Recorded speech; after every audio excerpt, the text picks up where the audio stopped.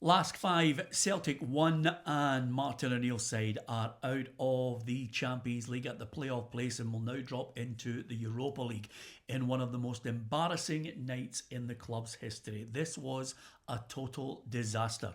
And who would have believed after a 3-0 first leg lead and an away goal scored by Callum McGregor that they would somehow collapse 4-0 up, and in the end they get knocked out in extra time by Lask of Austria. Not quite Kieran Almaty, but certainly an embarrassment to the club, and they got what they deserved.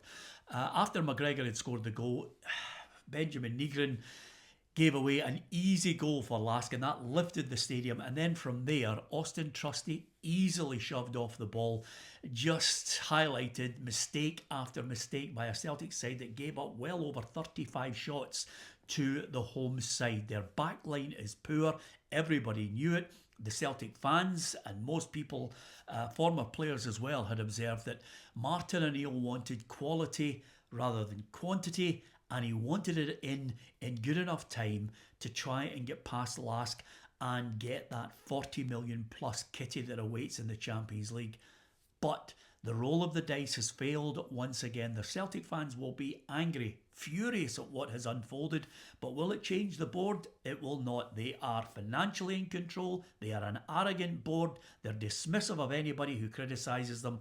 And in the end, that roll of the dice, well, Celtic got what they deserved in Austria, because mistake after mistake, and over and above that, a Celtic side that was dead in their feet, not only in extra time, but at the end of 90 minutes. The quality that they tried to bring on from the bench wasn't of the standard to get them over the line.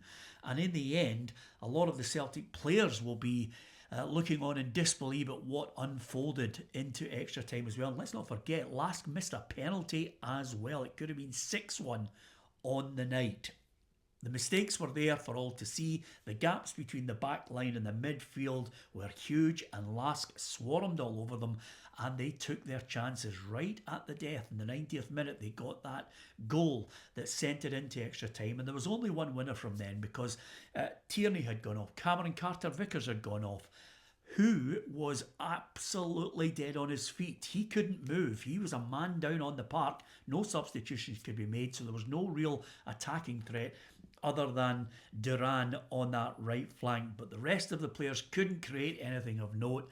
And in the end, even with a penalty miss, over and above that, 5 goals and numerous chances, Celtic have been embarrassed. And that roll of the dice is not just this season, it's been all the way back for 20 years and beyond that has infuriated the Celtic fans. And they now find themselves dropping into the Europa League, which many would suggest is their level.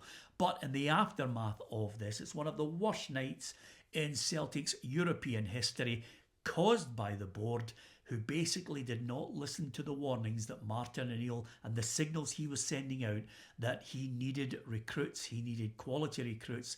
They decided to roll the dice again, wait and wait and wait. Could have signed him, possibly signing him, interested in signing this one. It never happened, because this bungling board and an arrogant majority shareholder basically will do it their way. And in the end, they were found out once again. In Austria, it finished Lask 5, Celtic 1, Celtic drop into the Europa League, and now you have to wait for the Celtic fans to voice their displeasure at a board that won't listen.